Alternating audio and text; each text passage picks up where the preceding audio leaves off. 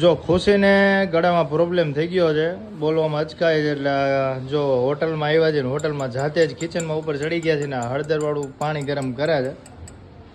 જો બહાર નીકળે એટલે વાતાવરણ ચેન્જ થાય એટલે કંઈક નાના મોટા પ્રોબ્લેમ આવે તો એને ગળામાં બોલવાનો પ્રોબ્લેમ થઈ ગયો, કફ થઈ ગયો. એટલે કફ ફોડવા માટે જોઈ હળદરવાળું પાણી ઉકાળે છે.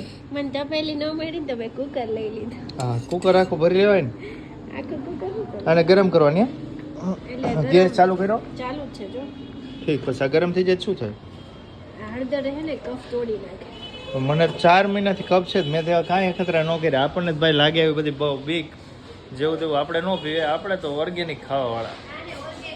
હા, આવું ઓર્ગેનિક ન કહેવાય. પીઝા ને એવું બધું અત્યારના જમાનામાં ઓર્ગેનિક કહેવાતું હોય કા? ના, રિયલમાં આ વસ્તુ છે પીવા જેવી. જો કોઈને કફ હોય કે એવું કંઈક હોય ને તો હળદર ઉકાળીને પીવે એટલે કફ દૂર થઈ જાય. દૂધ પીએ ને રાત્રે તોય બહુ સારું.